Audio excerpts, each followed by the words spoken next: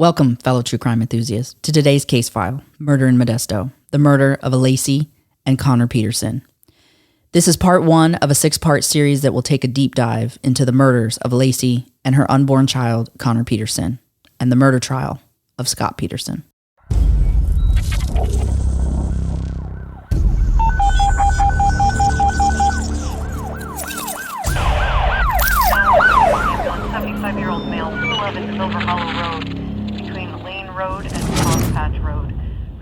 Welcome to Body of Crime, your go-to true crime podcast, where we plunge headfirst into the gripping world of criminal mysteries.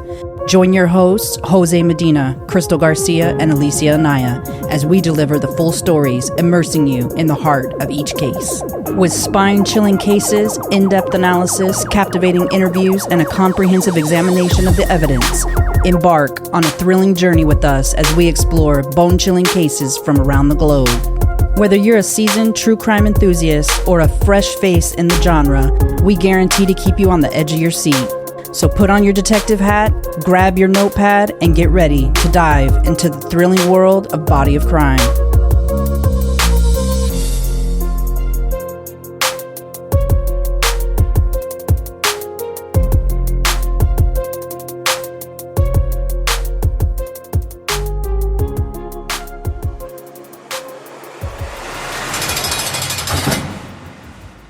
On Christmas Eve in 2002, Laci Peterson, the 26-year-old Modesto wife of Scott Peterson, disappeared. She was 8 months into a pregnancy that the couple had planned and were excited about, according to most accounts. The morning that she was last seen began like most normal mornings for the Peterson family. Laci and her husband Scott began their day in their Modesto home with breakfast and some television. Scott later headed out for fishing while Laci decided to walk their dog. Surprisingly, their dog was later spotted by a neighbor wandering alone with its leash on. When Scott returned from his fishing trip, he found his dog in the backyard. Laci's car was in the driveway, but Laci was nowhere to be found. Thinking that her mother, who lived nearby, may have come and picked up Laci for some Christmas shopping, Scott took a shower, washed his clothes, and then called Laci's mom to see if she was there. Laci's parents had not seen or heard from Laci throughout the day. Scott went to look for Laci at the park where she would normally take the dog, but found no evidence of her there. Laci's father would report her missing to the Modesto police. When questioned by the police, Scott would claim that he had gone to his warehouse nearby before his fishing trip to check emails and collect his boat, then proceeded to the Berkeley Marina. He would provide timestamped emails and a marina receipt to corroborate his alibi, as he was initially a person of interest. According to Scott, after fishing for approximately 90 minutes, he went back to the warehouse to return his boat to storage, and upon returning home and finding it empty, he took a shower, washed his clothes, and then reached out to his mother-in-law. Initially, Scott was very cooperative with the investigation, allowing detectives into his home and providing them all they needed to find his missing wife. This would change as the investigation developed.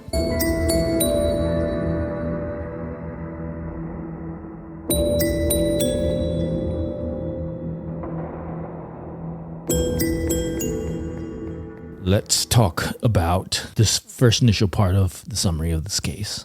So, for starters, there's not been any corroboration as far as anybody seeing nor hearing from Laci Peterson on the day of the 24th, which would be the day that she was supposed to be walking her dog. And the reason that I bring that up is because that's really a very key part in how everything plays out and the arguments back and forth between the prosecution and the defense later in the trial.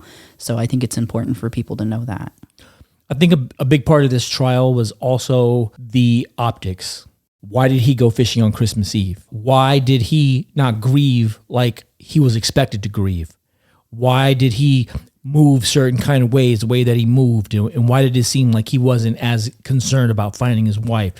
A lot of those optics played into the popular opinion that he was somehow kind of involved in this. Well, you had cases that people followed, like the Menendez brothers trial and the OJ trial and the Scott Peterson trial, all of which were all in California. This one was, so I think, one of the bigger cases. It was the bigger case of all of them. Yeah. And I think really primarily because you have a pregnant woman involved. So not only is there a woman that's been murdered, but a pregnant woman at that. And she pretty much, the baby was fully viable. So And again, because I know that this is something that's been argued even to today, but she was technically at least 8 months pregnant. Yeah. And when you're pregnant and you go to the hospital because you believe that you're in labor, they keep you in the ER until you're 20 weeks, basically meaning that the baby's not expected to be viable before that gestation. So anytime after 20 weeks, it's considered to be a viable child. That means that that baby was viable. And it's also why this case in particular is what sparked the signing of a bill by the president of the United States, counting a baby that's a gestation as far along like Connor Peterson was as a child, and in turn as it would be included as an additional murder. Right. I think another piece of this case that was kind of unique is that both Scott Peterson and Laci Peterson weren't famous people. No. They weren't in the spotlight. They weren't someone to be admired or anything like that. And it seems like for some reason their case really got propelled into like the national limelight, and everyone started talking about it and pretty much made them almost celebrities. Like Scott became a celebrity very quickly, and like everyone was watching him. You know, one person say how they looked like they stepped out of a bridal magazine. So if you see one of their most iconic pictures in the media is their wedding photo, and they do. She's a very beautiful woman. He's a good looking guy. So you have two ugly people. They're probably yeah. We don't care about ugly people getting murdered, just good looking people.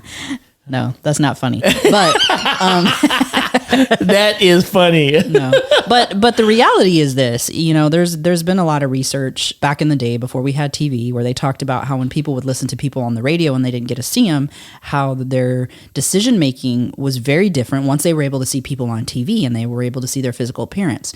And so I think that that's one of the things that specifically played into this case is the fact that they're two good looking people. So, you know, even with social media, you look at the different people who have a lot of followers on social media, and a lot of them, it has a lot to do with looks. You know, that's just the reality of it. It really is. It is. And I get that. Now, he goes fishing on Christmas Eve, right? Which is, to me, is a red flag. Like, I would never even think, Christmas is such a busy time in general, that I would never think that on Christmas Eve that I would go fishing. I think his timing was a little off-putting. You know, when you're looking at the case and you're trying to make assumptions of normal behavior from an investigation perspective. And I'm like, well, why would he go fishing on Christmas Eve, right? The other piece of it is he comes home and his dog is in the backyard with the leash on. His wife's car's in the driveway.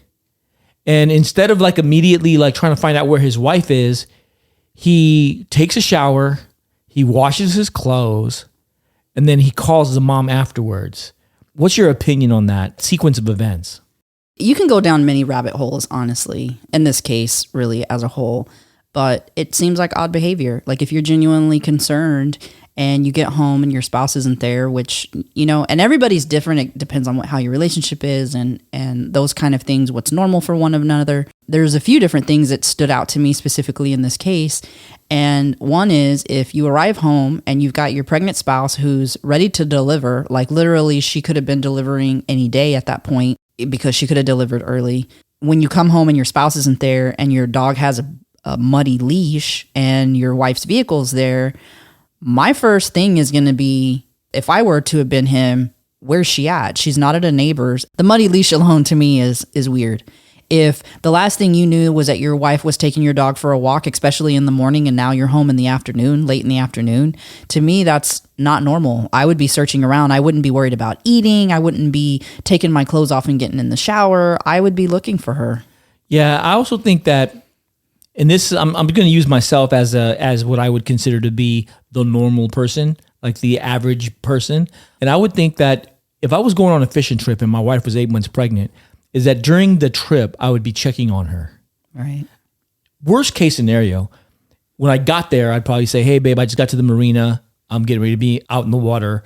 Call me if there's an emergency. Or when I got back and I'm getting ready to take my boat out of the water or getting onto the road, I would call and say, hey, babe, I'm on my way back. I would say from a normal person that you would think that you would at least make some type of communication and check on your spouse. Right. And if you didn't, then as soon as you got home, you'd be like, babe, where are you? Like, I just got home and I don't see you. I see the car's here. And by the way, the dog has a leash on. His level of concern, I believe, should be a little higher, and it's not. And so that's a red flag for me. And I think there's an escalation there too, because it would have been different if, say, for instance, he would have talked to her just, let's say 30 minutes even prior to that, and then got home and saw what he saw and, that didn't see her in the house, none of that. Then I could see that. But the fact that he hadn't spoken with her all day, since apparently he hadn't spoken with her since early that morning, right? Then, yeah, it does seem strange that you've not spoken to her all day, and then you arrive home and you're just kind of business as usual until after you shower and eat and basically get ready for bed, know? Yeah. So. How can I help you? Yes, my son-in-law called. He went playing golf this morning at 9:30. My daughter's been missing since this morning. She's 8 months pregnant. She took her dog for a walk in the park. The dog came home with just a leash on. And the dog came back without your daughter? What is your name? My name is Ron. I'm her stepdad. Okay, Her husband, Scott Peterson. What's your stepdaughter's name? Laci Peterson. Laci, Peterson, right? Peterson. And she's white, black, Hispanic, Asian? She's Portuguese and white. How old is she? She's 26. She's got short black hair. She's about 5'1". How long? She's 5'1"? Yes. Dark eyes. Dark hair and eyes? Yes. What time did she leave the house and didn't come back? That we don't know. We just got a call from our son-in-law that he left this morning at 9:30 to play golf. He just got home about a half hour ago. Nowhere around. Now, when his father calls the police and the police show up and they question him, and he's very cooperative. It seems like he's very cooperative at first. He goes in, and we watched the interrogation footage. What was your take on his body language during the interrogation? Just tell me about the morning. I don't know what time we got up. Probably Laci got up and went and assumed she had some cereal for breakfast. She eats right when she wakes up, otherwise she gets sick because she's pregnant. I laid around in bed longer and got up at 8 o'clock probably or so. Showered. And, we were watching her favorite show, Martha Stewart. When did you realize you were going to go fishing? No, that was a morning decision. It's either go play golf at the club or go fishing. Okay. It seemed too cold to go play golf at the club, so just decided to 9:30 or whatever that. Just told her what she was going to do for the day. And anything stand out during the viewing of that footage? Yes. So if you go watch the footage, watch when he's initially being questioned. Because it's on video, so this isn't something that somebody is explaining to you. He's either sitting with his hands positioned in his lap in a way where you're kind of holding them stiff. He was sitting back and had both hands in his pockets. And at one point, that I think even made it even more strange is the fact that he was doing something with his phone, and when he went to put his phone in his pocket, you could tell he was kind of having an issue getting it in the pocket.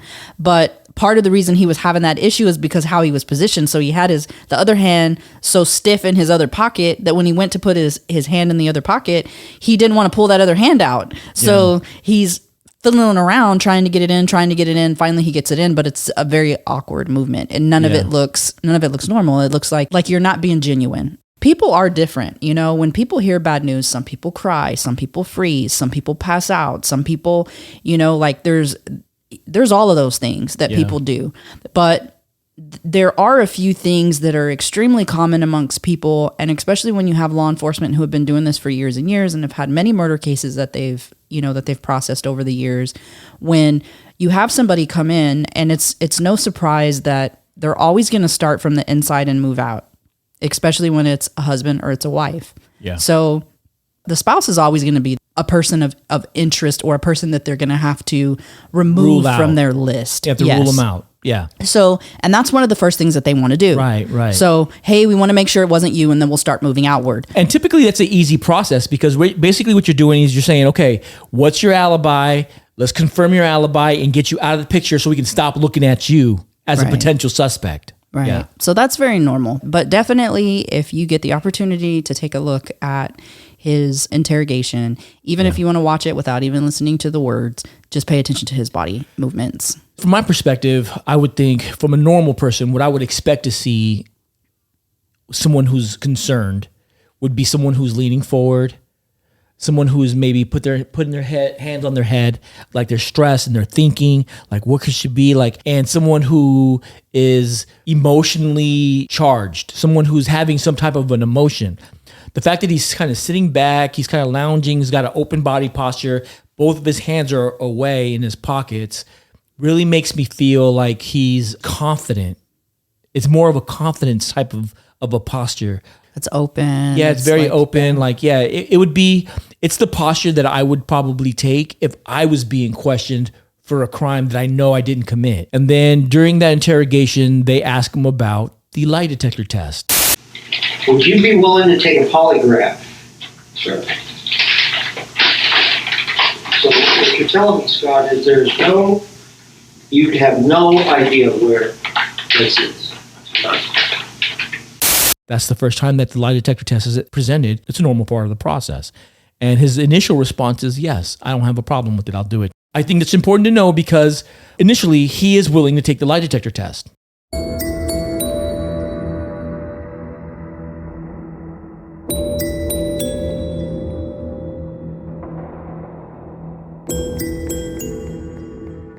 Scott Peterson swiftly emerged as the primary suspect in the disappearance of his wife. From their initial interaction at the local park, the very place Laci often strolled with their dog, the Modesto police immediately sensed something amiss.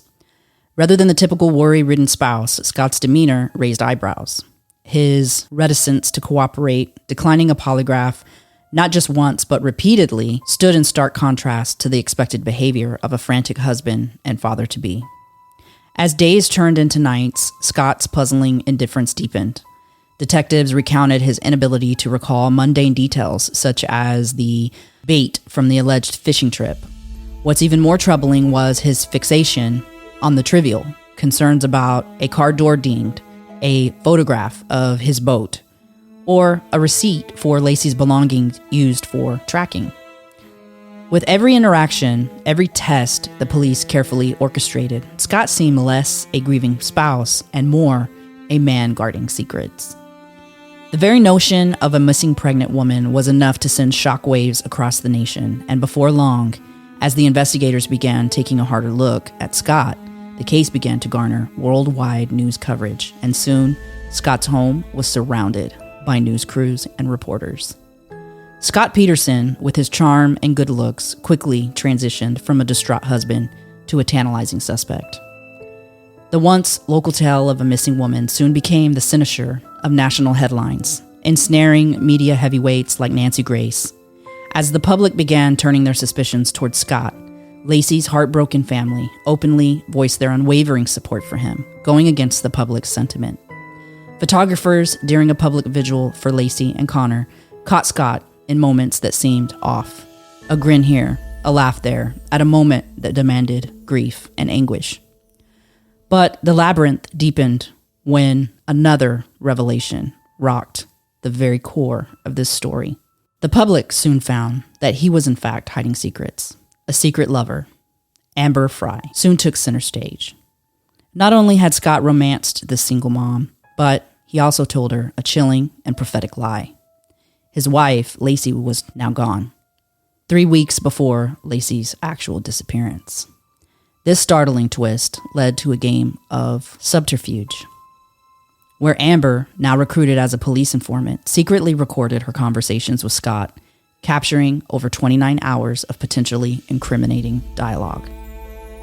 Scott's facade began to crumble when his interview with Diane Sawyer on Good Morning America turned disastrous. Missteps, blatant lies about his marital fidelity, and shockingly, referring to Laci in the past tense, painted a target on his back as he continued digging himself into a hole.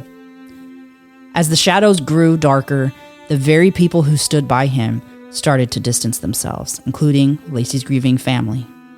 But was it enough for an arrest?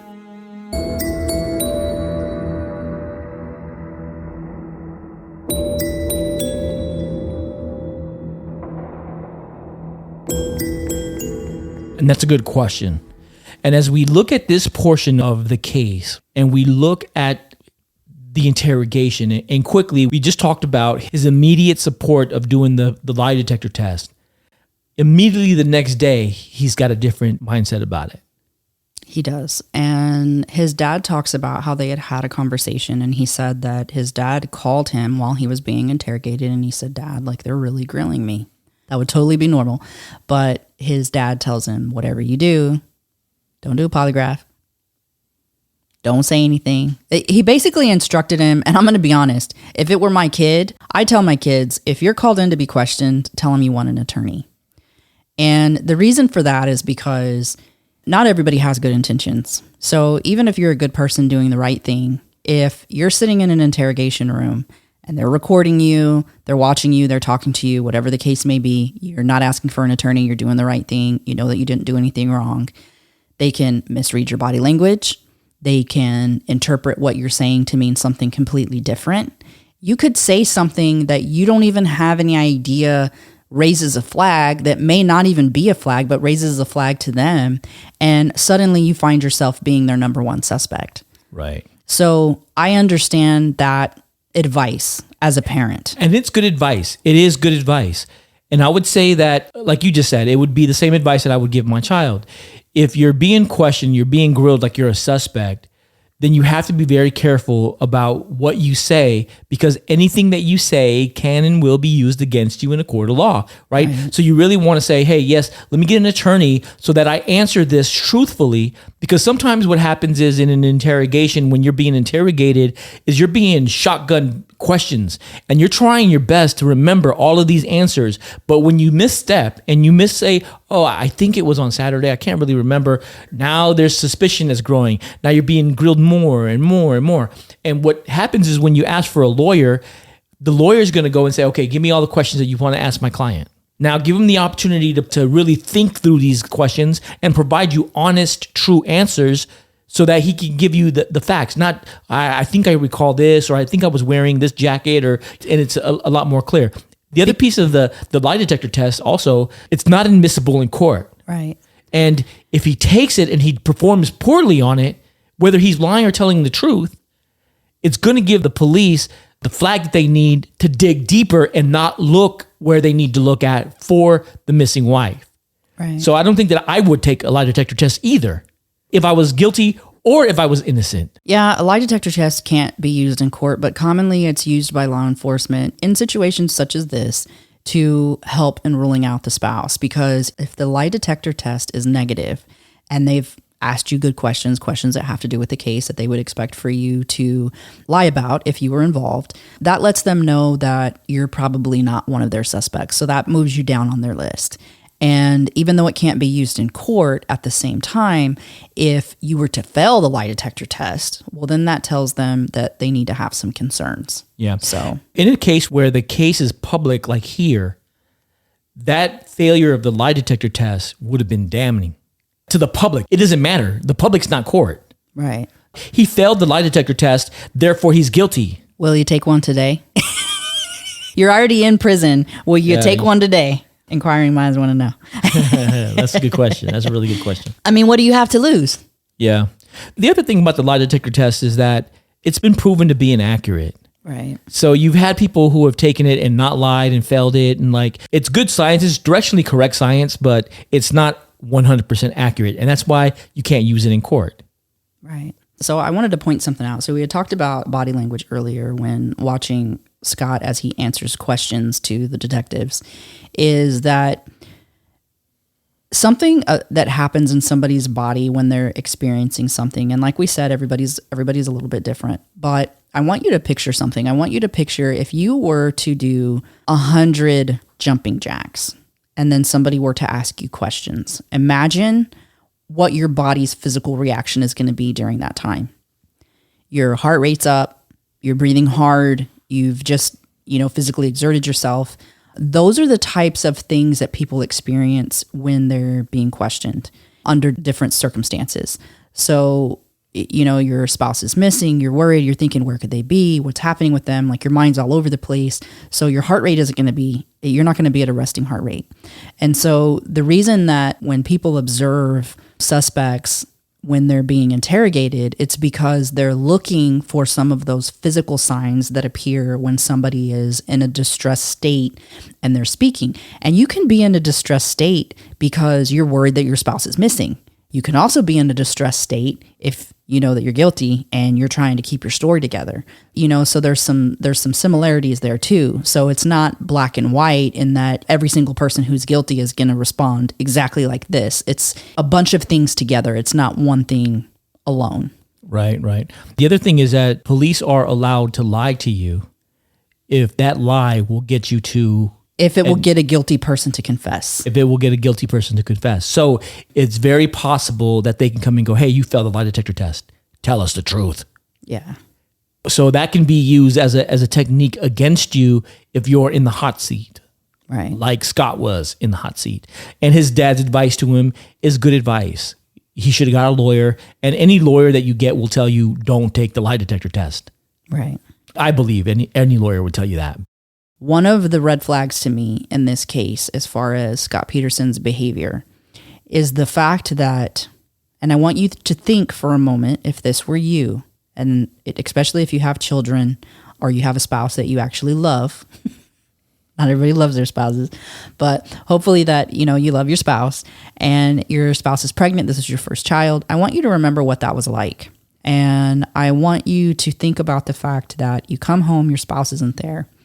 And of course, we already know what he went through, what he did. And so after he showered and ate is when he called Laci's mom. And when he called Laci's mom, his reasoning for that was that he wondered if her mom came and picked her up. Something that I don't know, that we haven't been able to verify, is if that was even something that Laci's mom ever did. I'm a grown adult. I can't think of when my mom would come to my house and pick me up to take her to her house. She'd be like, hey, drive over here. Right. Yeah. So I don't know. But now it was Christmas. And so they could have been gone shopping. No, they were supposed to be going over there that night for dinner. Oh, okay. So, which that's the other thing. That would make no sense. You came home and you ate. You came home and ate pizza and drank milk.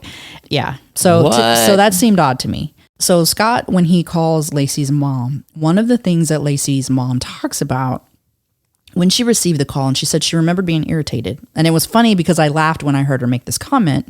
And this was before she even had any type of inclination that like he had anything to do with her murder.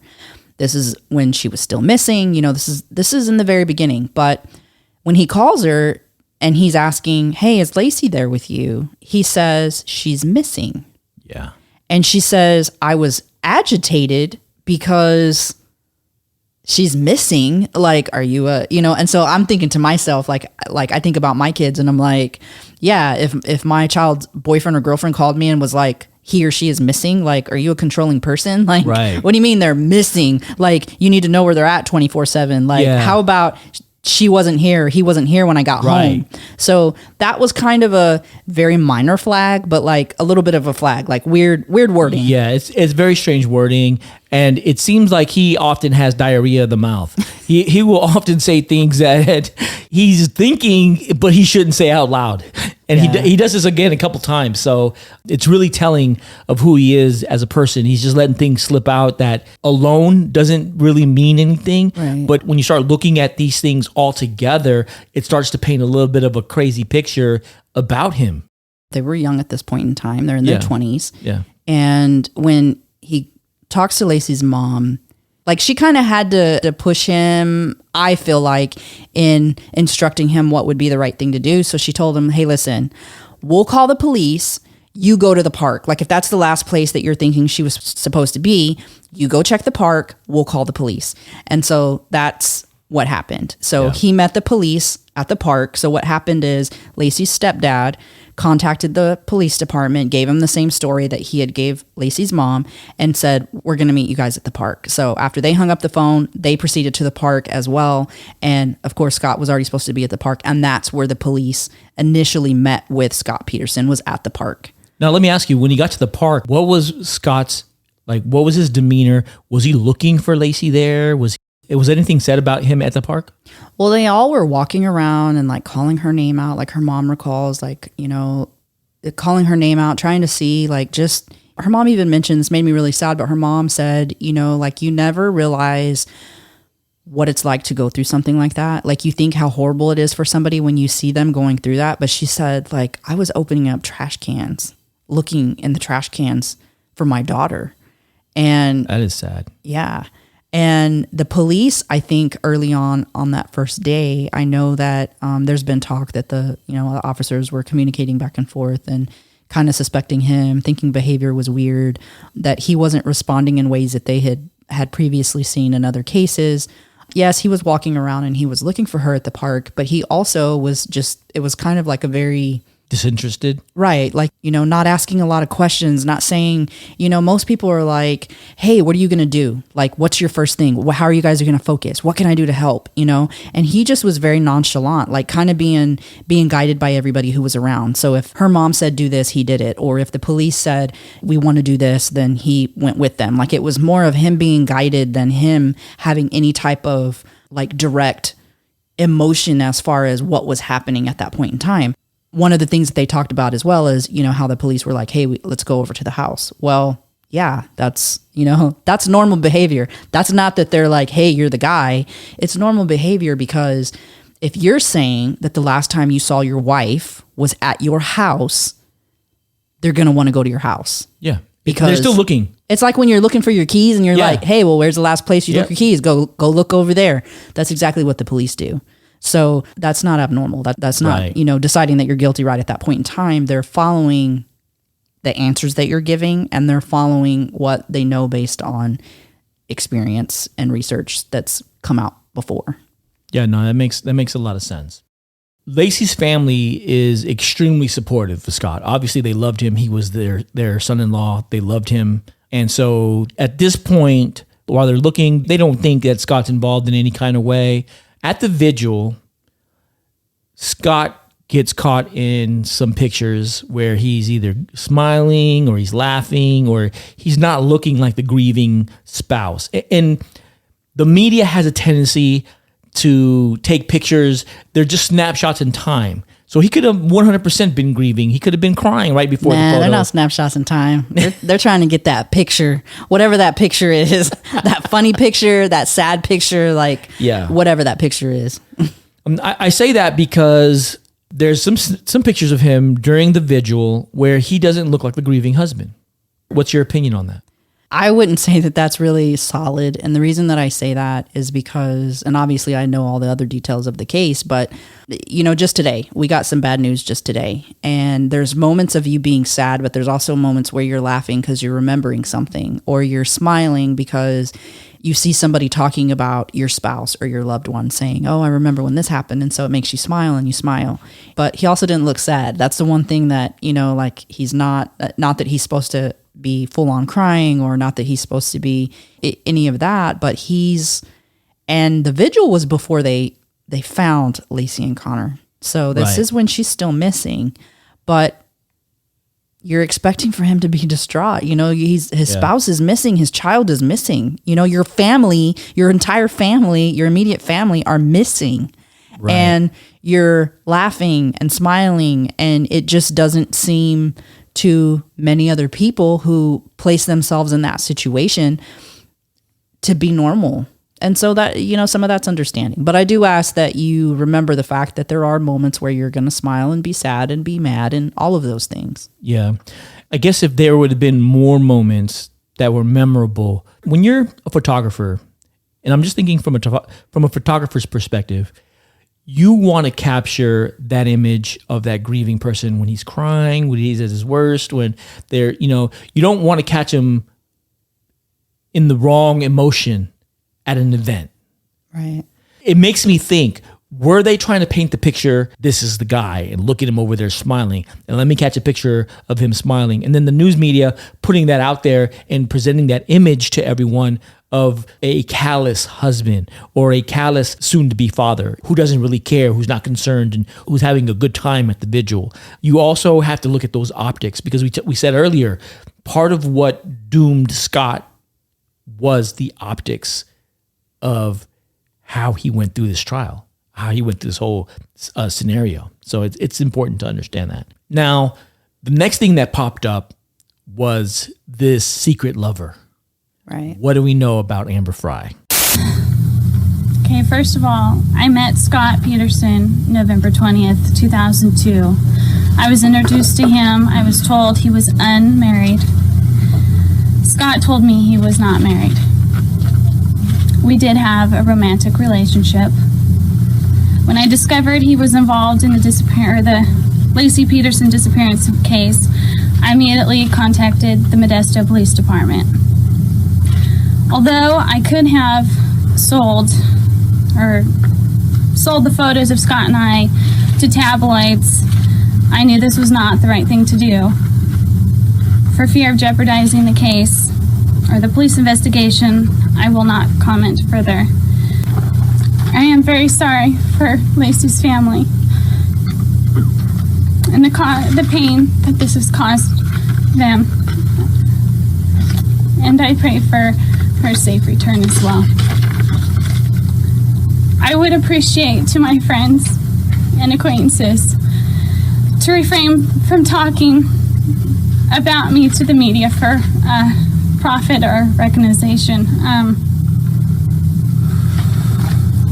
I am a single mother of a 23-month-old child, and I ask to respect my privacy. Thank you.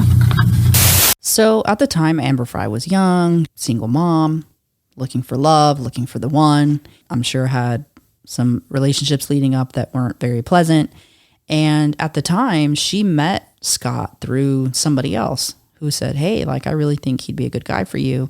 Somebody who also thought he was single at the time. So this person didn't say, hey, I think he'd be a good guy for you, and knew that he was married. So she had met him in November, and they, hit it off. They started dating, and they had actually spent the night together at a hotel in November. I want to say it was November 20th. So they have this, in the beginning, your relationship is super spicy in the beginning, and they're having all these conversations and all of that.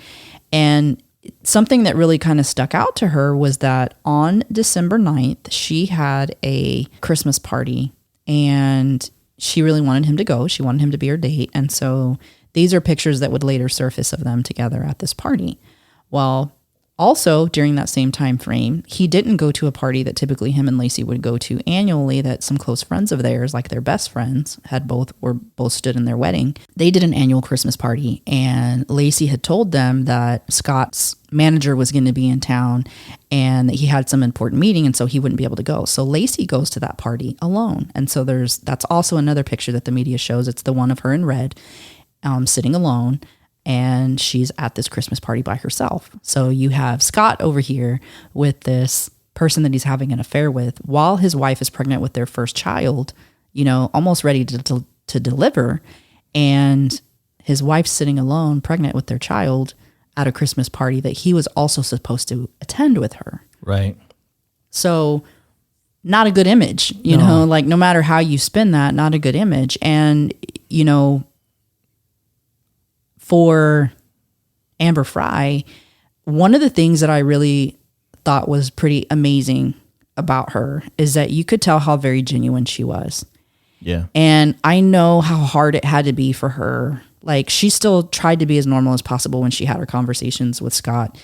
And actually, the day that you're talking about them catching him smiling, he had a phone call with her and was actually late to Laci's vigil. He was at the vigil on the phone with Amber Frey, telling her that he was in another country watching fireworks. Yeah. He said it was in France. Right. At the Eiffel Tower. So here he is. Liar, liar, pants on fire. Right. And she knew at this point, right? She knew. So trying to act normal during that, she's hurting. Because in her eyes, she's losing somebody that she cares about. And she's having to have these conversations with him, hoping that, this will bring justice to Laci and Connor. And so one of the things throughout all of this that I really appreciated about her was that when she came forward and she did the press conference, you can see her shaking. She's extremely emotional. She's thinking to herself, I'm sure, if it were me, even not knowing that he's married, but like, I hope this isn't all because of me. Right. So she's standing up there apologizing to Laci's family, like, hey, like, you know, my heart breaks for you guys, basically. Yeah. And I think it's horrible. And she's a single mom, so she knows right. there's a child involved here. So this is going to touch her, like, especially, you know? Yeah. On December 9th is when Scott tells Amber Fry. He tells her that it will be the first holiday that he will spend without his wife. Yeah. He uses the word, she's gone. And he didn't elaborate on how she was gone. And he kind of uses that as a loophole to be like, well, I didn't say she was dead. I just said she was gone. There's a lot of different ways she could be gone. Right. But yes, to your point, yes. He says that on December 9th. And then on December 24th, she's really gone. So a coincidence? I don't know. I want people to understand, people who aren't from this area, to understand the distance between Modesto and where Amber Fry lived, which is in Fresno. That's important because it's at least an hour drive away. Fresno is at least an hour away. She's in Fresno, he's in Modesto. So him going over there, it's not like he's going to run into his friends or he's going to run into his wife somewhere. Like he's going out of town to see this girl. I think that's really important. It's also part of why there's so many phone calls and he did not think that Amber Fry was going to catch wind of what was happening. He thought all this was going to be on the DL, on the down low. It was going to happen. She was never going to know about it. Eventually, she would find out that his wife was gone because he had told her she was gone, right? And he didn't think that it was going to make the national news. How do you know what he was thinking? Because he's still lying, even though he's doing a vigil, and even though people are questioning him, and he's trying to stay out. He's trying to stay out of the news. He doesn't want to be photographed. He doesn't want to be recorded. He's trying to stay out of the limelight. But this case is growing beyond his ability to control it. And at some point, he's got to come out and go, "Hey, Amber, I hate to tell you this, but I wasn't never in Paris." Right? He does that. Right? I was now he's never got to do damage control. Yeah, now he's got to do damage control. And he goes, "Hey, I lied." And she's like, "Hey, but you told me on December 9th that she was gone. And now she's gone. What's the deal?" Yeah. Was she gone on the 9th? How do you explain that? Yeah, how do you explain it? So, how did you know on December 9th that this was going to be your first holiday without your wife? How did you know? Now, on Good Morning America, when he sat down with Diane Sawyer, he made some mistakes. And this is where, again, we get back to the diarrhea of the mouth. Why were you doing it? I can't answer. I don't know. Were you in love with her? No. I'd have to say that I respect her, and as I imagine everyone does after seeing her come out and do the press conference. An amazing character she has. Was this the first time? Are there others out there? No. There's no one else who can come forward? No. Our romantic relationship, and that is it's inappropriate. It was inappropriate, and I owe a tremendous apology to everyone, obviously including Amber and her family and her friends and our families. This should have been brought forth by me immediately, the romantic relationship. Had you told anyone? Did you tell police? Told the police immediately. When? That was the first night we were together. The police, I spent with the police. You told them about her? Yeah, from December 24th on. Did your wife find out about it? I told my wife. When? In early December. Did it cause a rupture in the marriage? It was not a positive, obviously. It's inappropriate. But it was not something that we weren't dealing with. A lot of arguing? No. I can't say that even she was okay with the idea, but it wasn't anything that would break us apart. There wasn't a lot of anger? No. Do you really expect people to believe that an 8.5-month pregnant woman learns her husband has had an affair and is saintly and casual about it? Accommodating? Makes a peace with it? Well, you don't know. No one knows our relationship but us. And that's at peace with it, not happy about it. Why did you tell her? It was the right thing. There's no other reason than that. What kind of marriage was it? God, the first word that comes to mind is, glorious. took care of each other. She was amazing. She is amazing. Oh, she was a good person or whatever he said about her was past tense. And it's another one of those, a Freudian slip. And this, again, by itself wouldn't have been a big deal. But then when you start putting all the pieces, then it starts to paint an ugly picture of Scott Peterson. And there's something that somebody told me a long time ago when I was in the military that stuck with me to today because it's just, to me, it's such a profound, accurate statement. But he told me, don't ever tell a lie because you have to remember it for forever. Yeah. And the takeaway in that is that, and just think about this, when you're telling the truth, you don't have to think about it. You don't have to stop and be like, well, yeah, you're not going to remember like word for word things that are said. You're not going to remember, if it's been enough time. Sometimes I don't remember what I did 3 days ago. So you may not remember things like that. But when you're telling the truth and you're recalling things, it's not a tough recall. It's consistent. Right. It's consistent because you're telling the truth. Right. But when you lie, sometimes you tell one person something different than you tell another person. And then you can't remember if you told it this way or that way because it's not the truth because you made it up. Right. So it's harder for you to keep your ducks in a row because you're not being honest. Right. And one of the things that he lies to Diane Sawyer about that really, really stood out and could be verified is when he told Diane Sawyer that he told the police about Amber Fry from the very beginning. We watched the interrogation. Right. He never mentioned Amber Fry. No. Never. And they even asked him in that interview if they had any marital problems. Right. They tried to get that out of him. But if you had planned to tell the police that and didn't and forgot, well, there you go. Yeah. That's why you don't lie, because you got to remember it. Right. So he could have honestly forgot. He was trying to keep up with what he had said, and he might have forgot that wasn't something that he shared. Yeah, absolutely.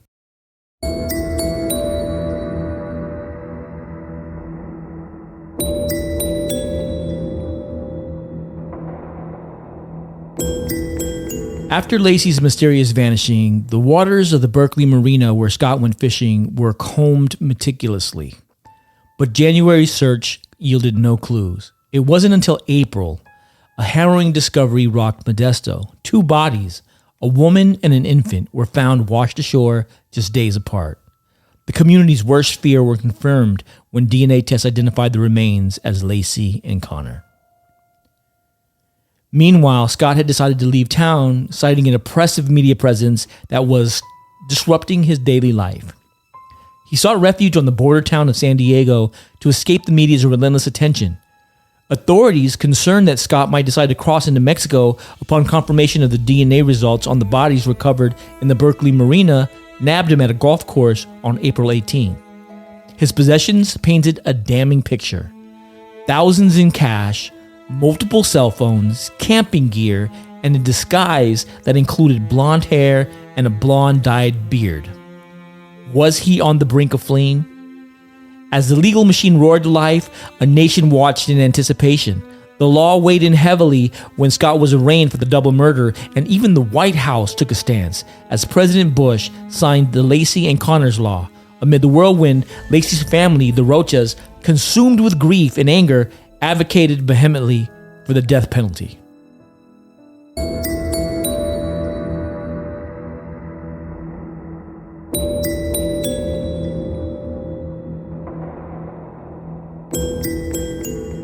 This is another piece of the puzzle that is damning in his case, because had those bodies been found anywhere other than the marina where he went fishing, that would have been a critical missing piece of trying to put this on Scott.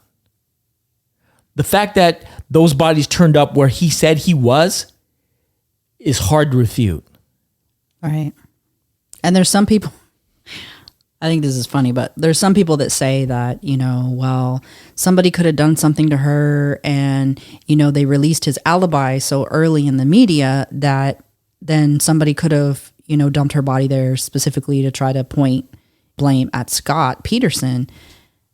If anybody took Laci Peterson from Modesto, I lived in Modesto for a while, And I'm going to tell you that drive from Modesto to that San Francisco area, to that Berkeley area where he was at, is not a serene drive.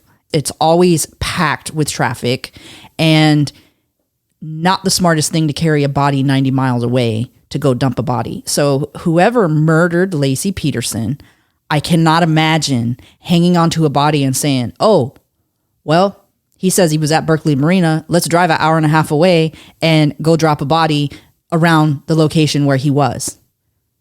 Not that the possibility is zero. Not that the possibility is zero, but I just want you to think, you say on one hand, some people will say, oh, well, it made it to where it would be easy for somebody else to use that, to their advantage. Yeah, but also it makes sense to give yourself an alibi where if there's a likelihood that they find any type of DNA or any evidence of that nature, or somebody says, hey, I saw his vehicle there, then that explains why you were in that area. So it goes both ways. So that hypothesis for either scenario, you can pick away at it. So the bodies show up, and then the bodies are both confirmed to be Laci. And this is odd. And they were found about a mile apart from each other, Laci and Connor. And the stage of decomposition between the two bodies was something that caused a lot of conversation as well. And that's because Laci's body was badly decomposing. She had been in the water for a significant amount of time. So you're talking, she went missing. December 23rd was the last time that her family or anybody else spoke with her or saw her. December 24th was the last time that Scott Peterson alleges that he saw her alive. Nobody else had seen her alive or spoken to her on that day. So they find the bodies in April. So you're talking months. So the possibility of her having been in the water. 4.5, 5 months. Right, for months. She's in there for months. And generally water would make your body decompose quicker as well. So then the baby, Connor's body, was more, they said it kind of looked a little bit translucent, but he still had his skin and organs and all of those things. And so it made people wonder if Laci had been alive and had birthed Connor, explaining how there would be the difference in her maybe being dead before he was dead, that he had been born and then she was killed. Well, what they have found to be the case is that if you're pregnant and you're killed and you're put in water, the human body protects that baby just like it would when you're alive and kept the baby from decomposing. And so the baby wasn't delivered from her body until her body had decomposed enough to release the baby from her body. Right. And so, which is based on the timing, and they've had different medical experts look at it, ones who testified in court, ones who have looked at it separately, independently, and they pretty much have come to a consensus that she was in the water, and once she decomposed enough, the baby was expelled from her body. Right. One of the things that I found kind of curious is that the police say there's a lot of bodies that get dumped in that water, right? That's one of the things that they said. And the fact that her body and Connor's body are the ones that turned up is extremely ironic. Right. Extremely ironic. If the bodies would have never turned up, it's very likely they would have never had a body to pursue charges against Scott. Right. So the fact that the bodies turned up and the fact that the bodies turned up there all kind of point to, the eventual situation of what happens to Scott as we go through this case. Now, what is your opinion on Scott's little rendezvous to San Diego? I can see where if you're being pressured by the media, you could want to leave, but I think that this situation in particular is very different. So if my spouse or loved one was missing, I would want to be there. I would want to be there in case I found somebody who had them. I would want to be there in case the media wanted to talk to me and put something else out. I would want to be there to put things out to the media because my spouse or my loved one is missing. I wouldn't run away from the media. I want the media to tell my story over and over and over again until my loved one is found. Yeah. So I can't imagine why you would run away from the media unless there was a reason you were running away from the media. Right. And that makes a lot of sense. What you just said makes a lot of sense because going to San Diego, his wife is missing in Modesto. Yeah. going to San Diego, you can't even say you're looking for her anymore. Can't. So, well, not personally looking. Now the authorities may be looking, but he's 100% not looking. And, you know, some of the things as well that put Scott Peterson in a bad light during this time before they found the bodies was that they had created like a call center where they were taking tips, and every day people would go in, they'd hang up pictures of themselves with Laci and different pictures that they had. And one of the things that her friend had talked about, a close friend of Laci's that was in there every day, was that when Scott would come in, she said every day he would go to where they had all the pictures hanging and he would take all the pictures down that had him in it. He did not want pictures up with them in it. Any pictures they gave to the media, he did not want to be in any of the pictures that they gave to the media. Why? You know, it's why. So, not that points to any guilt. That doesn't point to any guilt, but there's obviously something psychological going on there that needs to be understood on a psychological level. Well, and early on, he was wanting for Amber Fry to not learn that this was his wife, I'm sure. But now she knows. So, well, later, at this point, she knows. But back in the beginning, she didn't know. So back in the point, like when he started doing that, taking the pictures down, nobody knew about her at that point in time. Right. The police knew about her, but he didn't know she knew. And he was trying to play the single guy. Right. Yeah. You mentioned earlier about the White House initiative on the Laci and Connor law. Can you kind of rehash what that law is? So the Laci and Connor's law was inspired through this case, and that's because previously, under federal law, when an individual would commit a federal crime of violence against a pregnant woman, they would receive no additional criminal charges or punishment for the killing or injuring of the woman's unborn child. And so after this case made national attention, actually international attention, this is one of the things that they advocated for, was that if you kill somebody who's pregnant, you should be charged for either injuring or killing them as well. And so that's where this came from. And does the child have to be a certain gestation level in order for that to be applicable, or is it just being pregnant? So there isn't a gestation for the law. Basically, if you're aware that the person's pregnant or it's obvious that they're pregnant, then you would be liable for the injuring or death of that unborn child. Gotcha. That's good to know.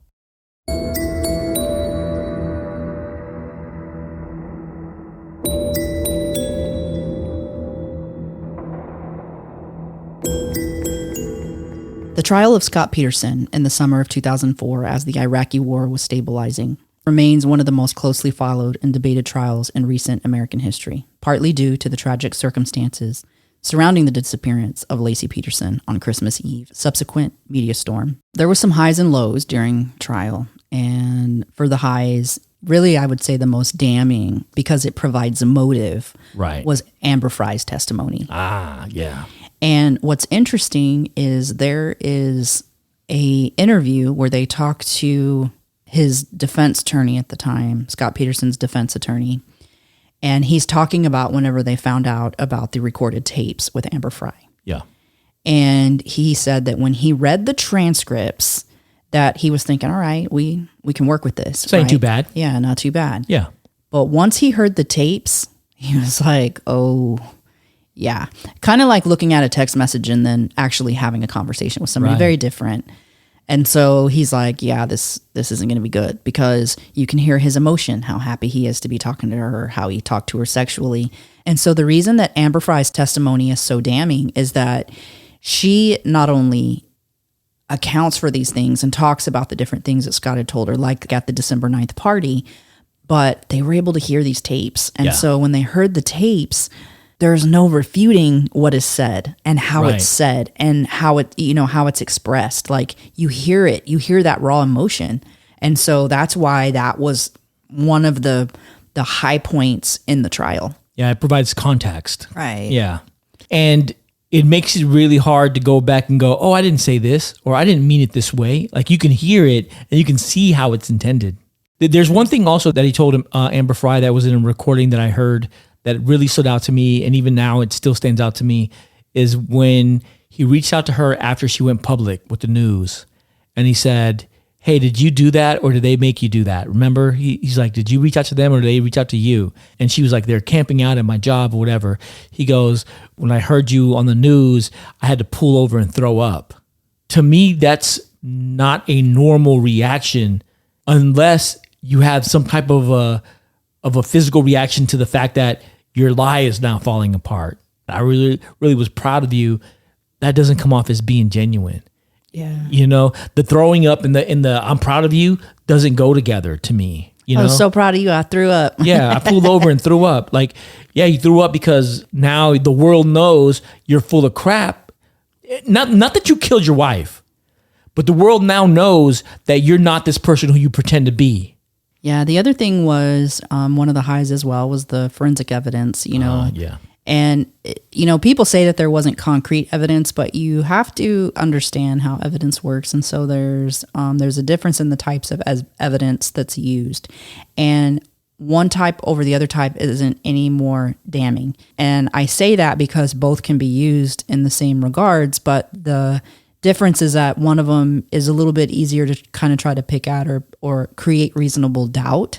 And it's why when you're trying to prosecute somebody or when you're trying to fight a defense, when you have a defense strategy, you are hoping that it's, you know, circumstantial evidence because then you're able to argue it a little bit better. When it's not circumstantial evidence, like it's black and white, basically. Yeah. So there's really no arguing it. And so for the evidence, you know, the fact that Laci's body was found just within miles from where, you know, Scott's saying that he's out there fishing, it's interesting. Yeah. So if there would have been another motive, if someone else would have had motive, like for example, if Amber Fry had motive to kill Laci, right? If she knew about it and she wanted to keep Scott to herself and she had motive, right, that would create reasonable doubt.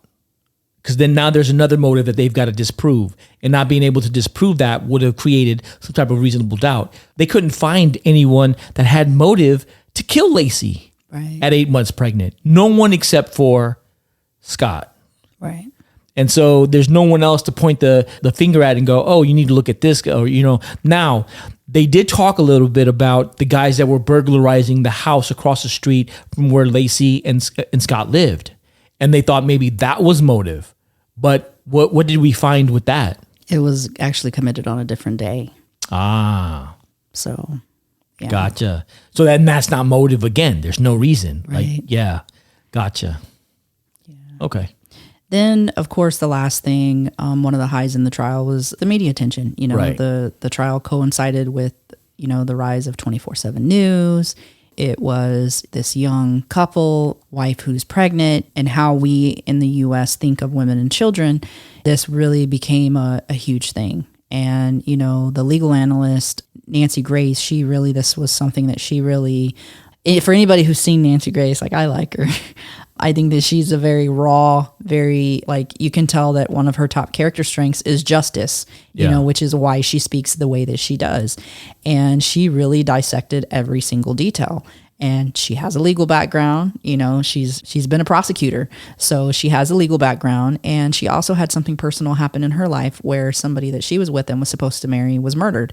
And so going through this case and analyzing this case and reporting on this case, this became something that was very like close to her heart. Yeah, personal. You know? Yeah, it became very personal. And so that was also one of the highs of, you know, the trial as well. Yeah, and speaking from the perspective of a podcaster, we've learned that a case can very easily disappear and no one ever pay attention to it again except for the victims and the people that were hurt by the tragedy. Right. And one of our things that we try to do is we try to continue to speak about the case in order to keep it alive. And even when we're unraveling different strings, when we're pulling these strings that may lead nowhere, but we still pull them to cause people to think and hopefully bring something forth that will tie that string to something else. We're looking for those connections so that we can continue to follow this case to try to find the truth. And I know that part of the media attention, and sometimes we can go, well, the media was trying to push an agenda, right? But really, Was the media pushing an agenda, or were they just continuing to pull these strings? Like, for example, when they found the murdered student at the university in San Luis Obispo, where they were like, "Oh, that's where Scott went to school. Did he murder this other girl?" Those are just strings that they're pulling to try to understand. Like, okay, in his past, wherever he's lived, is there similar type of situations going on? Did he have this type of a history? And sometimes you pull those strings and you realize they go nowhere. Right. And that can happen. Yeah, but you're finding a lead, you're following that lead, and then when it doesn't go anywhere, you're dismissing it and going, okay, well, this is nothing. Right. And also I was as we were talking about this, I was thinking about the fact of how we talked about him not wanting to have his face in the media and him pulling the pictures down, when they were taking calls and stuff for tips while she was still missing. Yeah. Another thing is that the more people who see you can identify you where you were at when you were there. That's true. The other thing as well is, as far as keeping things in the media, is that people like seeing people like them, hearing people like them. People like being able to relate. And so if you're constantly seeing this woman on TV who's by herself, and you're not seeing that she's married, and you're not seeing that she has a loving family, and you're not seeing that, it becomes less and less interesting. Yeah. So that also can play into, that psychological aspect of people seeing somebody who's like them, or people humanizing her as well. Yeah. And seeing, hey, she was a young married woman. She had a very loving husband.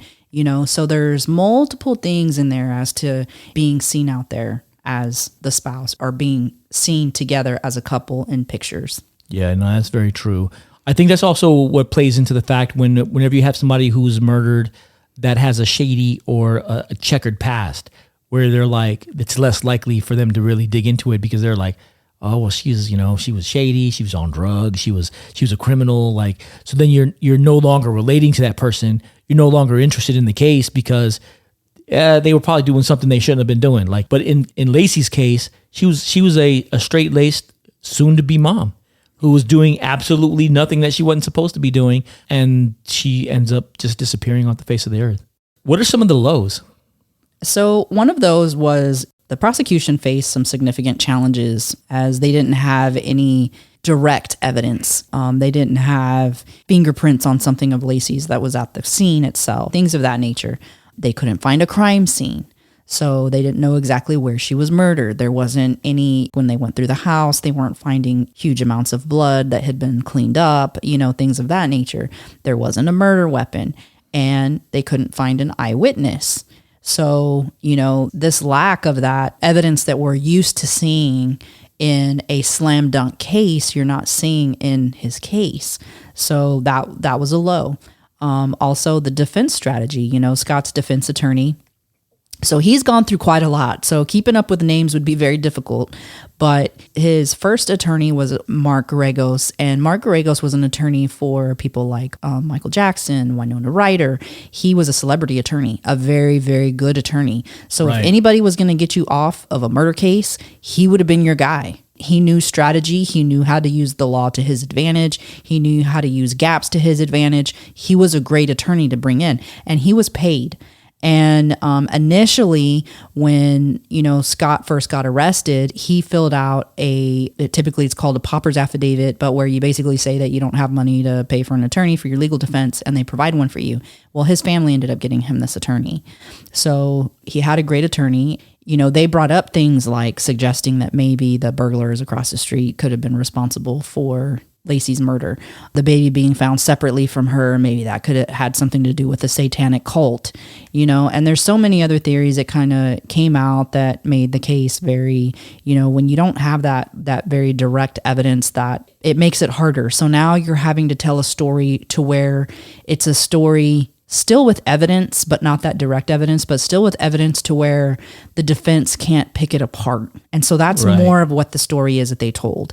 Now, I believe that based off of the defense's strategy, if they wouldn't have had the tapes from Amber Frey, if they wouldn't have had the affair with Amber Frey, if they wouldn't have found the bodies where Scott went fishing, if they wouldn't have had the lack of emotion from Scott Peterson at the vigil, after the vigil, if they wouldn't have had Scott in San Diego with dyed hair and a pocket full of cash and some fake IDs, I believe that one of those theories may have caught on. Right. One of those theories may have been a little bit more believable. But when you have all those things weighing against your theories, it's really hard to ignore those things. Right. So. Right. Yeah, and Scott's demeanor was definitely one of the lows as well. You know, his own behavior during the trial. You know, there was lots of members of the jury that talked about his demeanor during the trial, but there was also people who said, well, based on where the jurors were and where he was sitting, they couldn't really see him directly. You know, so they were only able to see certain things. So there's even been arguments. Everything that one side could say, the other side had a way to, you know, try to dissuade you from believing one side or the other side. But you know, there's things that you see even when you can't see somebody's face. You can see when somebody slouches down in a chair or gets sick or leans forward or leans back. Like those are things that you can see in somebody's behavior when they're responding to something that's happening. Anybody, I don't care who you are, even if you're not perfect at reading emotional intelligence or body language, I'm pretty sure that if you have somebody who's real close to you, typically you're going to be, you know, even if you're not very good at those things, you're better at those things with people who are close to you. You can think about things where, like, your kid had a bad day, and when you pick them up from school, you can tell based on how they're shrugging their shoulders or the face that they're making. They don't have to come out and say, hey, mom, or hey, dad, I'm upset. Like, you can tell. So those are things that, as this trial is taking place, that the jurors are seeing, and it was not going in his favor. And early on, you know, with the media coverage, and this is with a lot of cases, especially high profile cases, but you have people on both sides who are advocating and showing up, and people who don't even know who they are, like people who will show up and, you know, they're like your number one fan, that are really trying to push, you know, what they believe is true in your case. They had that on both sides. Yeah. So after a lengthy trial on November 12th, 2004, the jury found Scott Peterson guilty of first-degree murder for the death of Laci and second-degree murder for the death of their unborn child, Connor. A month later, the jury recommended the death penalty, a recommendation upheld by the judge in March 2005. Scott Peterson was sent to San Quentin prison and placed on death row, where he would remain until later. In August of 2020, the California Supreme Court overturned Scott Peterson's death penalty sentence, citing significant errors in jury selection during his 2004 trial. However, his conviction for the murders of his wife Laci and his unborn son Connor remained intact. The state's highest court ruled that he could be resentenced to life in prison without the possibility of parole, or if prosecutors wished, they could retry the penalty phase of the trial. In October of 2020, the California Supreme Court ordered a review of Scott Peterson's conviction after it was determined that one of the jurors in his trial who helped decide his guilt might have been biased. The juror did not disclose that she had once obtained a restraining order against her boyfriend's ex-girlfriend, whom she feared would harm her unborn child. The juror's omission opened a new avenue for Peterson to potentially challenge his conviction. In December of 2021, Scott Peterson was resentenced to life in prison without parole. And then in October of 2022, Scott is moved from San Quentin after being released from death row to Mule Creek State Prison. In December of 2022, Scott's right of habeas corpus is denied. Before we go into closing, I just want to say, in the summary of this trial, it really shows there's a lot going on in this trial. This is not an episode that can be covered in 1 hour, 2 hours. This is going to take several episodes to really deep dive and dissect all the nuances within this case and to really pull out what we learned about it and you know, what was factual, what wasn't factual, what was persuaded by the media for people to believe, all that stuff is going to take some vetting and so we are going to deep dive this case and we are really going to look into a lot of different aspects of this case from different perspectives. Right. And we've reached out to people on both sides, from advocates to family members and whatnot. And, you know, just like the media, the sides, you know, you have the prosecution and the defense, you have the people who are for, you know, Scott Peterson being guilty and people who are against it. There's different stories on both sides, but the one thing that we want to ensure that everybody has in front of them is the facts. And so aside from all of the theories, which we'll share the theories too, but aside from all the theories, we want for you guys to see what was actually presented, what was actually debunked, as opposed to what this person is saying should have occurred or how it was read as opposed to how it was really read or how it was really received. Like, we want for you guys to have the open, transparent, honest view. We want you to see some of the court documents where his own defense lays out things of what occurred and how he was able to have his death sentence overturned and why they were looking into his conviction as a whole. He's had many attorneys. He's paid millions of dollars. His family has paid millions of dollars for these attorneys. Like, he's had some very, very good attorneys touch his case, and they are pulling out everything to try to overturn his case or to try to have something take place in his case in favor for Scott Peterson. So we want for everybody to be able to see that full picture more than what you're seeing when you watch some of these documentaries. And, you know, when you listen to some of these things, you're kind of just getting what's on the surface. We really want you guys to see all those details so that you're presented with all that as if you're sitting, you know, in a jury trial, and except you get access to everything, even the stuff that wasn't allowed in. That's what we want to share with you. Right. So if you enjoyed this summary of the Scott Peterson case, like and subscribe to the Body of Crime podcast, follow us on our social media platforms so that you can be alerted on the upcoming episodes as we deep dive this case. We will get to know the intimate details of both Scott and Laci and their circle of family and friends in part 2 of this series, starting from their childhood and culminating in the unfortunate events that have made this case into one of the most critically studied cases in true crime circles. In part 3, we will explore the details leading up to and including the disappearance of Laci and Connor Peterson. This will include details surrounding witnesses and critical evidence and dissect Scott's shaky alibi. Part 4 will analyze the investigation by Modesto police and investigators to include media and what role they played in the case. Part 5 will study the trial, taking us from jury selection to sentencing, and will include details on Scott's multiple appeal attempts and his continued plight of innocence and what that means for the future of this case. And finally, part 6, we will go over the holistic timeline from start to finish in a marathon episode that will bring new details, exciting insights, and potential theories on the case. You're not going to want to miss this. Absolutely. And I want to thank our super fan, Anna Moody, because this was a recommendation from her for us to deep dive this case. And initially, we thought maybe this case had already been looked at by so many other people before. Like, could we really bring anything new to this discussion? And guess what? We have found some things that have never been released. Absolutely. So stay tuned. You're going to enjoy this ride into the Scott Peterson, Laci Peterson, Connor Peterson case. And it's going to really shed some new light into some of the things that we found. And it's going to be an exciting ride.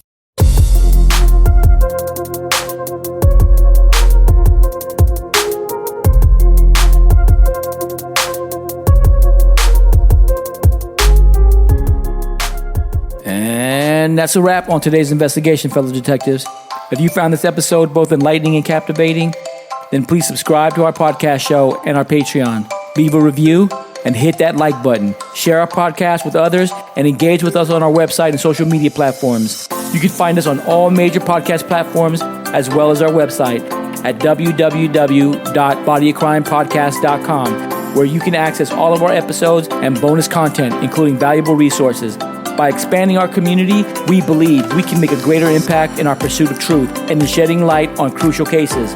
If there's a case that you'd like for us to cover or a personal story you'd like to share, please don't hesitate and contact us through our website. We always welcome your feedback and suggestions. Until next time, stay sharp, and thank you for tuning in to the Body of Crime podcast. Bye.